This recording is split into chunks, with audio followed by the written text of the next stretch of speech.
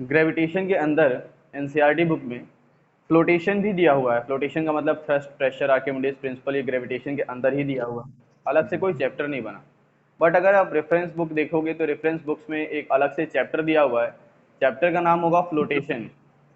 ये लगभग लगभग सारी बुक्स में दिया हुआ है जो रेफरेंस बुक्स होती हैं, लगभग लगभग सारी बुक्स में होता है। चाहे आप जीआरबी की उठा के देख लो, चाहे प्राची की देख लो, या फिर आप एबीसी है ना, या फिर आप बहुत लोग यूज़ करते हैं उसकी लखवीर सिंह क्या बोलते हैं यार उसको, एस चांद, बहुत सारे लोग यूज़ करते हैं। तो सभी में ये चैप्टर दिया हुआ है, फ्लोटेशन अलग से चैप्टर दिया हुआ है। तो हम लोग भी थोड़ा सा इसको चैप्टर वाइज ही पढ़ेंगे। यानी अभी तक हम लोग थर्ड चैप्टर पढ़ रहे थे, थर्ड चैप्टर ग्रेविटेशन में हम लोग एंड कर चुके हैं। अब हम फोर्थ चैप्टर अकॉर्डिंग टू हमारा जो रेफरेंस बुक्स हैं हमारी, उसके अकॉर्डिंग हम लोग फोर्थ चैप्टर पढ़ेंगे, फ्लोटेशन। ठीक है, एनसीईआरटी के अकॉर्डिंग ये थर्ड चैप्टर है। एनसीईआरटी के अकॉर्डिंग फ्लोटेशन इसी में दिया हुआ है। But flotation is not a gravitation, इसको हम टोटल ग्रेविटेशन के बेसिस पर नहीं कह सकते, इसलिए रेफरेंस बुक्स में अलग से एक टॉपिक दे दिया है। ठीक है, क्योंकि ग्रेविटेशन जो हम पढ़ते हैं वो किसके बीच में पढ़ते हैं। ग्रेविटेशन अगर हम पढ़ रहे हैं तो ग्रेविटेशन का मतलब होगा सॉलिड बॉडीज, सॉलिड बॉडीज के बारे में, है ना। ग्रेविटेशन एक्ट बिटवीन, हालांकि लिक्विड बॉडीज के बीच में भी वर्क करता है, बट मेनली जो हम पढ़ते हैं वो सॉलिड बॉडीज के बीच में पढ़ते हैं। और फ्लोटेशन जो होता है वो अधिकतर किसका होता है, लिक्विड बॉडीज का होता है। तो थोड़ा सा इसीलिए इसको सेपरेट किया गया है, एक अलग से चैप्टर बनाया गया है। जो रेफरेंस बुक्स हैं, रेफरेंस राइटर्स हैं, वो इसका एक अलग से चैप्टर इसको बना करके पढ़वाते हैं। तो फिलहाल हम लोग भी कुछ ऐसा ही करते हैं, एक अलग से चैप्टर बना लेते हैं इसको। मान लेते हैं हम चैप्टर 4 पढ़ने वाले हैं आज से, फ्लोटेशन। बाकी दोनों के न्यूमेरिकल्स जो रहेंगे, यानी फ्लोटेशन के न्यूमेरिकल्स और ग्रेविटेशन के न्यूमेरिकल्स हम लोग एक साथ पढ़ेंगे। जो आपका टेस्ट होगा 20 तारीख को है मेरे ख्याल से, 18 या 20 कब है आपका पीटी फर्स्ट होने वाला था, आज से स्टार्ट है। साइंस का कब है, मेरे ख्याल से 19 या 20 को है शायद। कल है बेटा, कल फिजिक्स का होगा तो टेंथ का और ट्वेल्थ का होगा फिजिक्स, 11 12 सॉरी। 20 को है ना। तो पेपर में वही आएगा, ग्रेविटेशन तक आएगा, बट ग्रेविटेशन के न्यूमेरिकल्स नहीं आएंगे। बाकी दो चैप्टर जो हम लोगों ने पढ़ रखे हैं, motion, force and laws of motion, इसके न्यूमेरिकल्स भी आएंगे। 10 क्वेश्चन रहेंगे फिजिक्स के, 10 केमिस्ट्री के, 10 बायो के। ठीक है, 30 क्वेश्चन रहेंगे, 1 घंटे का पेपर, आराम से करिएगा छाप उप के।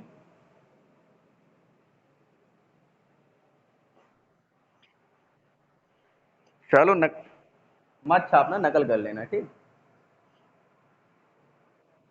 अच्छा, चीटिंग, अरे कुछ, हाँ अब सही, अब संस्कृति सही बोलती है, और सब झूठे हैं।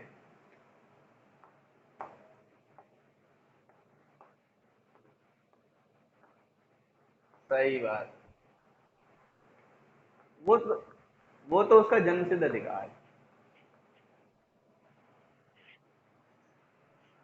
चलो बढ़िया है, जो नहीं करते अच्छे बच्चे हैं, और जो करते हैं वो और अच्छे बच्चे हैं।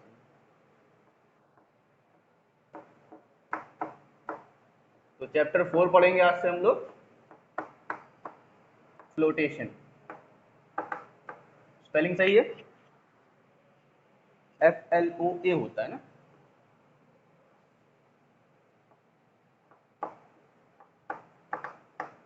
फ्लोटेशन। तो सबसे पहले इसमें टॉपिक, हम फर्स्ट टॉपिक पढ़ेंगे फ्लोटेशन के अंदर, वो है thrust and pressure. Thrust and pressure सबसे पहला टॉपिक है। अब ये क्या है, अलग अलग टॉपिक है ये। थ्रस्ट अलग एक पार्ट है और प्रेशर एक अलग पार्ट, दोनों में डिफरेंस है। There is a difference between thrust and pressure. What is thrust and what is pressure. कोई बता सकता है?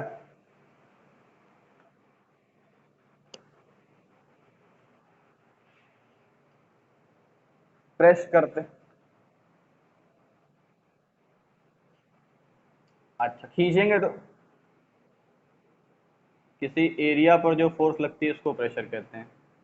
चलो प्रेशर की डेफिनेशन तो चलो ठीक है, एक बार पच जाएगी हमें। थ्रस्ट का क्या करें?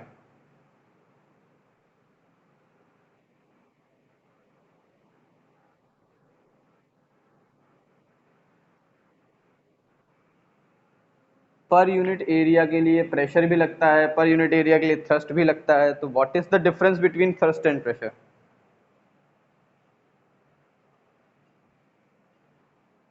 अगर आप कह रहे हो कि पर यूनिट एरिया पर जो फोर्स लगता है उसे प्रेशर कहते हैं,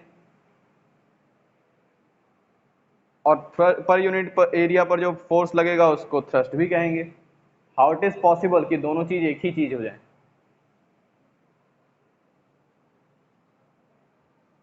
बोलो।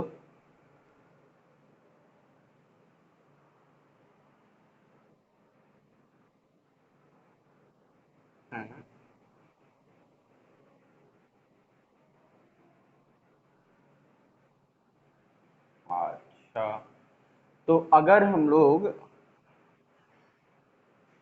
थ्रस्ट क्या है और प्रेशर नॉन कांटेक्ट फोर्स। अभी कोई बोल रहा था, कुछ बोल रहा था, दो लोग बोल दिए, एक की आवाज नहीं आई समझ में, क्या बोला किसी ने?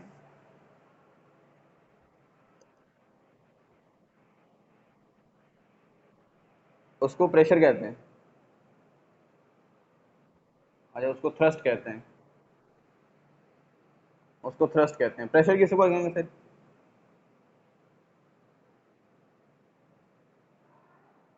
प्रेशर किसको कहेंगे? जिस जगह पर फोर्स लग रहा है उसको प्रेशर कहते हैं, ठीक। और कुछ किसी के माइंड में और कुछ डेफिनेशन हो तो फिर मैं क्लियर कर दूंगा, बट डेफिनेशन आपकी सुन लूँ पहले मैं।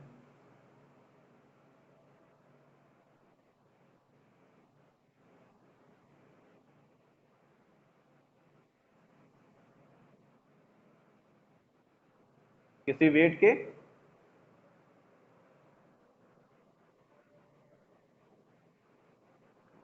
अच्छा, हैं,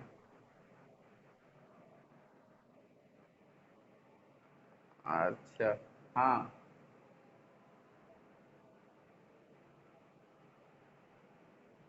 हाँ, आगे। और भी कुछ प्रेशर के बारे में?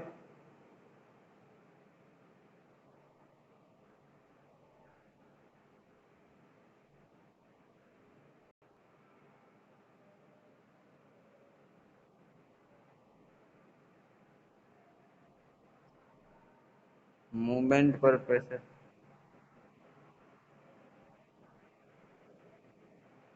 नहीं, दबाव तो हिंदी वर्ड हो गया। प्रेशर को हिंदी में दबाव कहते हैं।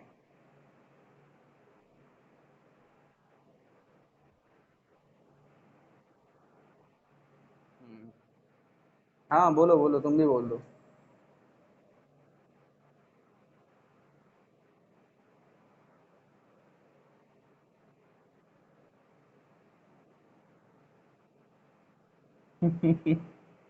सही बात है।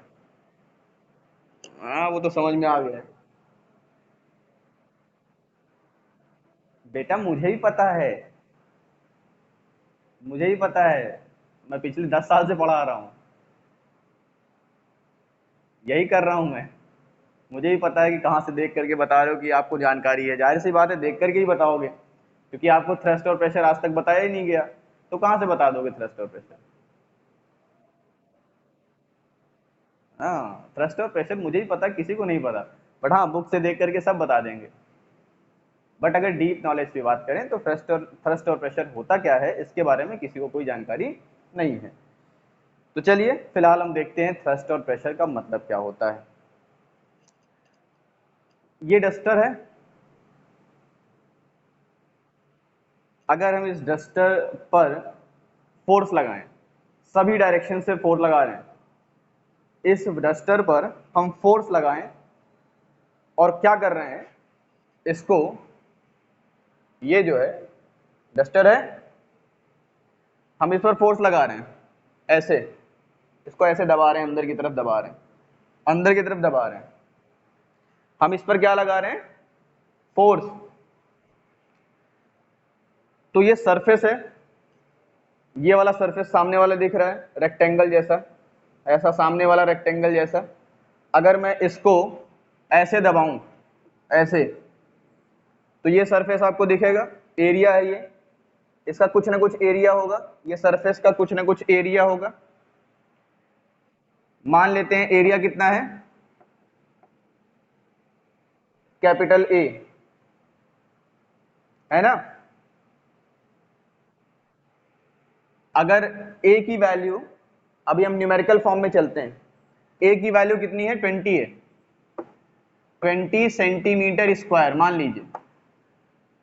लीजिए ए की वैल्यू एक्स, जो एरिया है इसकी वैल्यू 20 सेंटीमीटर स्क्वायर है, और हम फोर्स लगा रहे हैं 40 न्यूटन का। हम फोर्स कितना लगा रहे हैं, 40 न्यूटन का फोर्स लगा रहे हैं, इसको हम ऐसे दबा रहे हैं, 40 न्यूटन का फोर्स लगा रहा हूं मैं, इसको दबा रहा हूं अंदर की तरफ, बोर्ड के अंदर, मैं चाहता हूं बोर्ड में धस जाए ये, तो मुझे क्या लगाना पड़ेगा, फोर्स लगाना पड़ेगा। क्या मैं, अभी मेरा अंगूठा आपको दिख रहा होगा, ये मेरा अंगूठा है, मैंने इस अंगूठे से इतने एरिया पर फोर्स लगाया, बस जितना मेरा एरिया, जितना अंगूठा मेरा कवर कर रहा होगा एरिया, इतने पे तो फोर्स लगा रहा हूँ। क्या मैं पूरे एरिया पर फोर्स लगा रहा हूं, मैं सिर्फ उतने एरिया पर फोर्स लगा रहा हूं जितना एरिया मेरे अंगूठे का है ना। तो अब जो मेरे द्वारा फोर्स लगाया गया है, क्या वो फोर्स यहां पर भी लग रहा होगा, यहां पर भी लग रहा होगा। बेटा देखो, मैं फोर्स लगा रहा हूं डस्टर के इस सरफेस पर, इस पॉइंट पर बस, लेकिन डस्टर जो है, डस्टर इस सरफेस पर जितना एरिया कवर कर रहा होगा सब पर फोर्स लगा रहा होगा, है ना। तो टोटल फोर्स, अब यहां पे डेफिनेशन बनेगी, total force, total perpendicular force, ये जो डस्टर लगा रहा होगा बोर्ड पर, फोर्स कैसा लगा रहा होगा, परपेंडिकुलर, है ना। The total perpendicular force acting on the body is called thrust. जो मैं टोटल फोर्स लगा रहा हूं इस बॉडी के परपेंडिकुलर, वो क्या कहलाता है, थ्रस्ट कहलाता है। प्रेशर क्या है, इस अंगूठे के एरिया के बराबर जितना फोर्स लगेगा, इस अंगूठे के एरिया पर जितना फोर्स हम लगाएंगे, which is known as pressure. इसीलिए कहा जाता है total force acting on the surface of the body is called thrust, and force in per unit area is called pressure. Area कितना था, 20 सेंटीमीटर स्क्वायर, टोटल फोर्स कितना लग रहा है, 40 न्यूटन का फोर्स हम लगा रहे हैं, तो 40 न्यूटन इज थ्रस्ट, 40 न्यूटन का जो फोर्स होगा is known as thrust. But अगर हम कहें कि 1 सेंटीमीटर स्क्वायर में कितना फोर्स लग रहा होगा बताइए, 20 सेंटीमीटर स्क्वायर पर 40 न्यूटन लग रहा है, तो 1 सेंटीमीटर स्क्वायर पर कितना न्यूटन लगेगा, 2 Newton. 2 Newton is pressure and 40 Newton is thrust. ये है डिफरेंस, समझ में आया, क्या आएगा,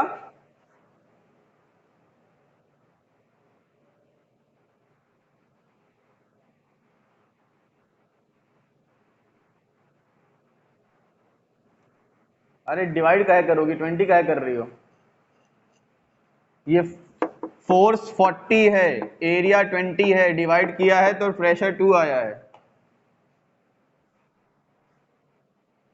हाँ, और उसके बाद ये क्या कर रही है, 2 न्यूटन से लेकर के 40 न्यूटन को डिवाइड कर रही है, पता नहीं क्यों।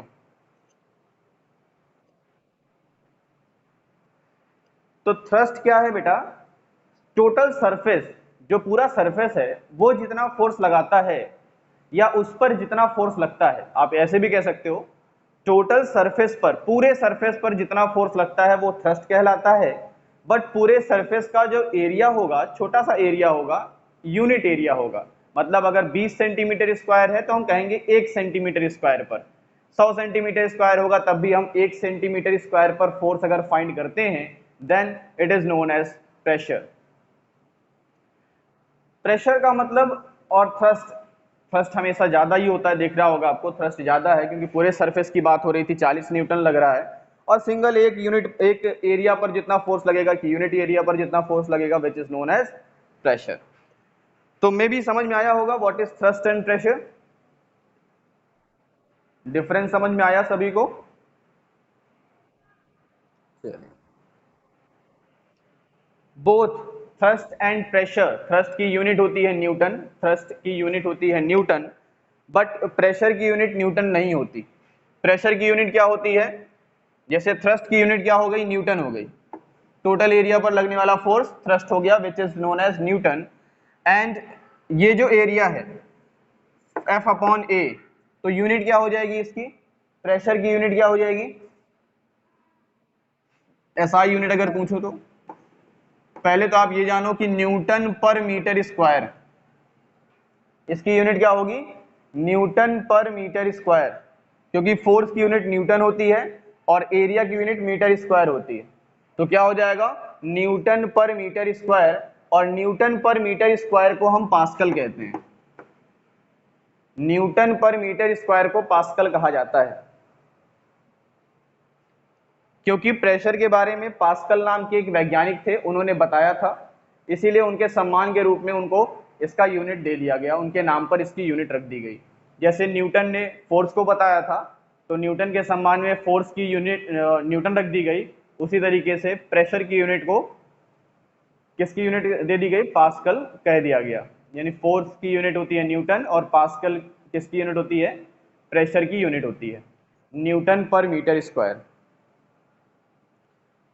बोथ आर वेक्टर क्वांटिटीज, दोनों कैसी क्वांटिटीज होती हैं, तो दोनों होती हैं वेक्टर क्वांटिटीज। याद रखिएगा कि दोनों वेक्टर क्वांटिटीज होती हैं, सिर्फ एक नहीं, दोनों वेक्टर क्वांटिटीज होती हैं, ठीक है। Vector quantities are those quantities which have magnitude as well as direction, वो क्वांटिटी जिसमें मैग्नीट्यूड के साथ साथ डायरेक्शन भी हो। यानी हमें मैग्नीट्यूड भी चाहिए और डायरेक्शन भी चाहिए, विदाउट डायरेक्शन हम बता नहीं सकते कि प्रेशर है कि थ्रस्ट है। अगर हमने पूरी मैं बता चुका हूँ ये सब सारी चीजें, तो बता चुका हूँ, डिस्कस कर चुका हूँ पहले। अब डेली लाइफ, हाँ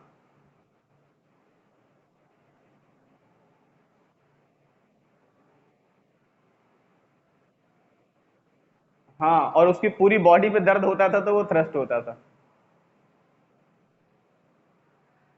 सही है। कभी खाई हो संस्कृति, संस्कृति।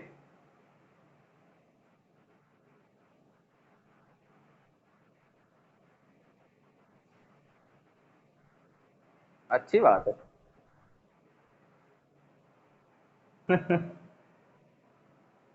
चलो, तो फिलहाल बहुत सारे एग्जांपल्स हैं। अगर हम प्रेशर और इसकी बात करें, प्रेशर की बात करें, थ्रस्ट की बात करें, तो बहुत सारे एग्जांपल हैं हमारी डेली लाइफ में, हम यूज भी करते हैं। प्रेशर और थ्रस्ट पढ़ाता हूँ ना, तो मुझे अपने स्कूल के दिन याद आते हैं। जब भी पढ़ाता हूँ, मुझे जब भी मैं पढ़ाता हूँ, मैं बताता हूँ बच्चों को कहानी अपनी, मेरी आप बीती प्रेशर और थ्रस्ट से रिलेटेड। बताएंगे बताएंगे। अब भाई बात अगर निकली है तो कहीं ना कहीं तो जाएगी ना, तो अगर थोड़ा सा गड्ढा खोदे हैं तो पूरा गड्ढा करके जाएंगे, टेंशन मत लो। तो फिलहाल कुछ कुछ एग्जांपल्स पढ़ लेते हैं, उसके बाद फिर समझने में आसानी होगी कि मेरे साथ क्या घटना घटी थी। तो पिन, जैसे हम लोग पिन है, पिन यूज करते हैं, पेपर पिन यूज करते हो आप लोग, सुई यूज करते हैं, सुई सिलने के लिए। सुई कभी देखा है आगे से, या कील देखा है, कील जो दीवार में कील लगाई जाती है, देखा होगा, सभी ने देखा होगा। आगे से नुकीली बनाई जाती है बेटा सब चीजें, जितने मैंने एग्जांपल्स लिए हैं, चाहे वो थंब पिन की बात हो, पेपर पिन की बात हो, या सुई की बात कर लें, या फिर आप कील की बात कर लें। ये पेन की बात नहीं हो रही बेटा, पेन तो अलग चीज है। सुई की बात करें या कील की बात करते हैं, ये सारी चीजें आगे से नुकीली बनाई जाती हैं। कारण क्या होता होगा?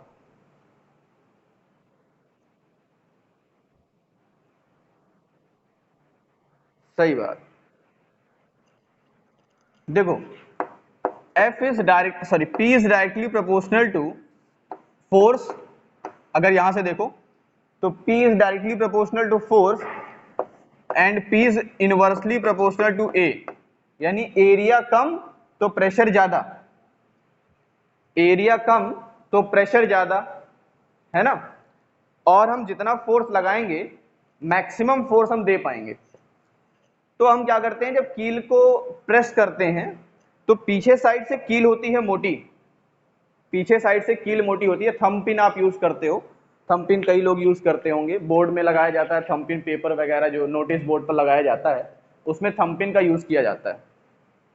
तो थंब पिन में ऊपर साइड से एक पार्ट चौड़ा बना दिया जाता है जिससे एरिया ज्यादा हो जाए। आप मैक्सिमम एरिया पर फोर्स लगाइए, प्रेशर ज्यादा दीजिए, फोर्स ज्यादा दीजिए। अब जितना फोर्स हम यहां से लगा रहे हैं उतना ही फोर्स आगे डिलीवर होगा, फोर्स उतना ही लगेगा। बट क्या हो जाएगा, अगर हम एरिया कम कर देते हैं तो उतने एरिया पर, कम से कम एरिया पर ज्यादा से ज्यादा फोर्स लगेगा। और फोर्स ज्यादा लगेगा तो इट मींस कम एरिया में हम फोर्स ज्यादा कर रहे हैं तो प्रेशर भी ज्यादा लग जाएगा। कम एरिया पर फोर्स ज्यादा लगा रहे हैं तो प्रेशर ज्यादा लगा, और प्रेशर ज्यादा लगेगा तो फिर आसानी से वो पेपर पिन हो, या आप निडल की बात करते हो, सुई की बात करते हो, कभी सुई आगे से मोटी देखा है कभी?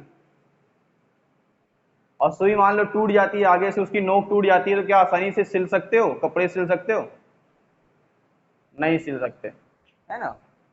प्रेशर कम लगेगा, हाँ जाएगा ही नहीं क्योंकि प्रेशर कम लगेगा। ठीक है, तो ये सारे एग्जांपल्स हैं, बहुत सारे एग्जांपल्स हैं इस तरह से, और भी बहुत सारे एग्जांपल्स हैं। हाँ, साथ ही साथ जो हम नाइफ का यूज करते हैं, नाइफ यूज करते हैं ना। हाँ, आग पतला कर दिया जाता है ताकि हम कम से कम फोर्स लगा करके ज्यादा से ज्यादा प्रेशर लगा सकें। फोर्स को कम कर दें, कम से कम फोर्स लगा करके ज्यादा से ज्यादा प्रेशर लगा सकें, क्योंकि एरिया कम हो जाता है। तो हम कम से कम फोर्स लगा करके आसानी से सब्जी वगैरह काट लेते हैं। सेब काटना होगा तो बड़े आसानी से काट लेते हैं। और वहीं अगर चक्कू मोटा हो जाए, नोकीला ना हो, तो दिक्कत होती है ना। बहुत लोगों ने देखा होगा, अगर गांव से रिलेटेड होगे तो चारा काटने वाली जो मशीन होती है उसको भी घिस उसको भी घिस घिस के आगे से नोकीला कर देते हैं रेती से, है ना। तो बहुत, हाँ हाँ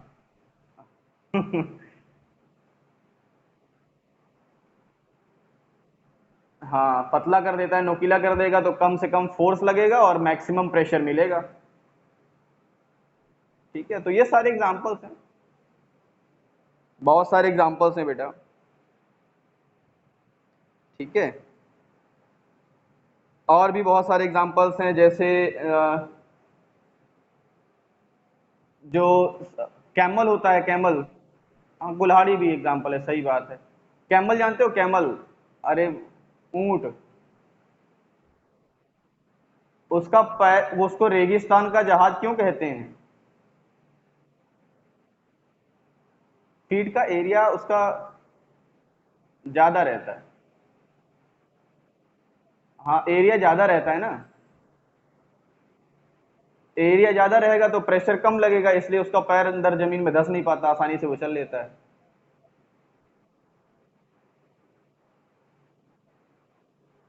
हाँ, चौड़ा कर देते हैं उसको, कारण यही था।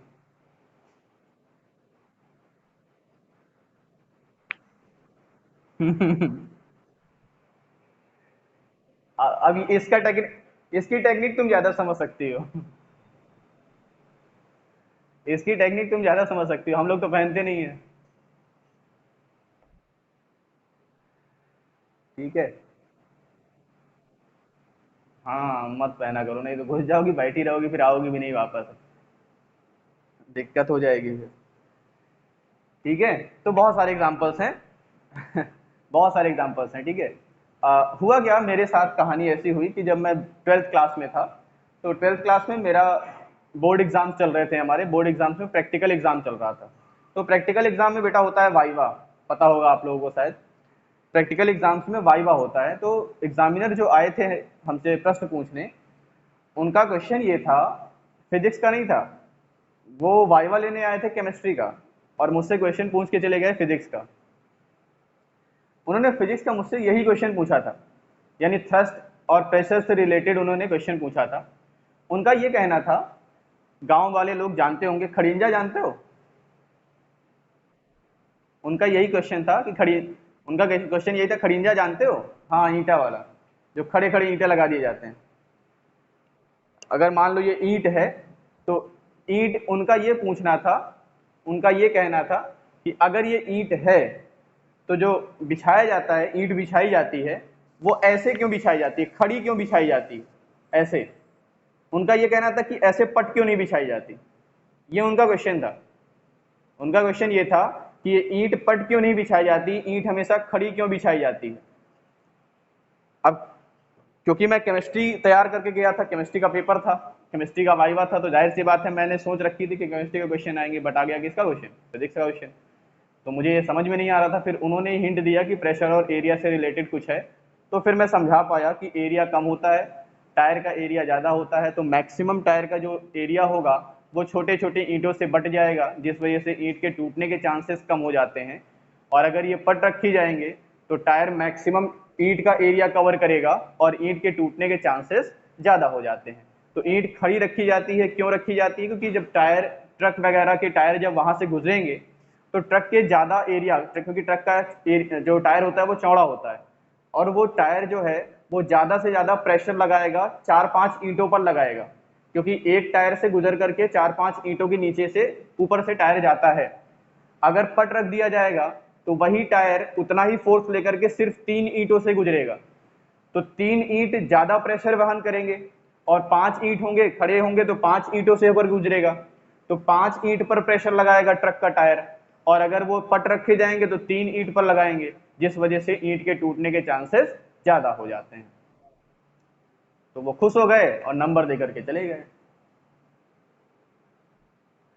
ठीक है। हाँ, प्रेशर डिवाइड हो जाए। चलो, तो समझ में आया काफी चीजें। रेलवे ट्रैक्स भी इसी तरह से इसीलिए बनाए जाते हैं, रेलवे ट्रैक्स आपने देखा होगा आई शेप का होता है कुछ, ऊपर से चौड़ा, नीचे से चौड़ा, बीच में पतला, है ना? तो इसी कारण से प्रेशर को डिवाइड करने के लिए, प्रेशर को बांटने के लिए। तो बहुत सारे रीजन है, हम डेली लाइफ में बहुत सारी चीजें देख सकते हैं जहां पर हम प्रेशर को डिवाइड करते हैं, प्रेशर को कम करते हैं, कहीं जगह पर हमें प्रेशर को बढ़ाना पड़ता है। प्रेशर को बढ़ाना है, एरिया कम कर दीजिए, प्रेशर को घटाना है, एरिया बढ़ा दीजिए। सिंपल सा लॉजिक है, तो बहुत कुछ करना नहीं है इसमें। मे भी समझ में आया होगा। बहुत सारी चीज़ें कई बार ऐसी होती हैं कि मेज के ऊपर है, या किसी ऐसा मेज है जो लचकदार मेज है, तो आप क्या करते हो, बुक्स को इकट्ठा फैला कर, इकट्ठा नहीं रखते हो, बुक्स को आप फैला करके रख दीजिए, चीज़ों को फैला करके रख दीजिए तो प्रेशर कम हो जाता है। और अगर आप चीज़ को इकट्ठा करके रख देते हो तो प्रेशर ज़्यादा लगने लगता है ना? तो बहुत सारे एग्जाम्पल्स हैं इस तरह से। पता ही है आपको, प्रेशर कम लगता है। देखिए इस चीज को, अगर एक सरफेस पर है, मान लो चारपाई पर रखे हो आपने, बुक्स रखी हुई है चारपाई पर, आप कई सारी बुक्स रख दीजिए, 50 बुक रख दीजिए और फैला कर रखिए, अलग अलग रखिए, तो चारपाई पर इतना लोड नहीं पड़ेगा, इतना प्रेशर नहीं पड़ेगा। बट 50 बुक्स को एक के ऊपर एक रख दीजिए एक ही जगह पर, उसके बाद देखिए चारपाई की हालत क्या होती है, ना नीचे दबने लगेगी, क्योंकि प्रेशर ज्यादा लगेगा। आपने क्या कर दिया, एरिया कम कर दिया। फोर्स तो अभी भी उतना ही है, बुक्स तो अभी भी उतनी ही है, फोर्स तो उतना ही है, फोर्स वही है, बट एरिया कम हो गया तो प्रेशर बढ़ गया, और एरिया ज्यादा हो जाएगा तो प्रेशर कम हो जाएगा। ठीक है, समझ में आया होगा मेरे ख्याल से थ्रस्ट और प्रेशर क्या है। आज हम लोगों ने सिर्फ थ्रस्ट और प्रेशर के बारे में जाना है, what is thrust, what is pressure, ठीक है। तो अगला टॉपिक हम लोग पढ़ेंगे कल, क्या पढ़ेंगे हम लोग, पहले तो पढ़ेंगे प्रेशर इन फ्लूइड्स, हाँ फ्लूइड्स के अंदर प्रेशर कैसे लगता है, फ्लूइड्स के प्रेशर क्या होते हैं उसके बारे में पढ़ेंगे। एक लॉ है जिसे हम कहते हैं पास्कल्स लॉ, पास्कल ने एक लॉ भी दिया हुआ है, एक नियम दिया हुआ है, उस नियम को जानेंगे और समझेंगे कि क्या है। उसके बाद फिर बायनेंसी पढ़ेंगे, बायनेंसी पढ़ने के बाद बायनेंसी इसी में समझ में आने लगेगी आपको, जब प्रेशर इन फ्लूइड्स पढ़ेंगे तभी आपको बायनेंसी समझ में आ जाएगी। फिर Archimedes principal, relative density, chapter खत्म। ज़्यादा कुछ है नहीं चैप्टर में, छोटा सा चैप्टर है, तो 2 या 3 क्लासेस लगेंगी, चैप्टर खत्म हो जाएगा। आज की क्लास समझ में आ गई, किसी को कोई डाउट है? चलो बढ़िया, क्लास ओवर करें,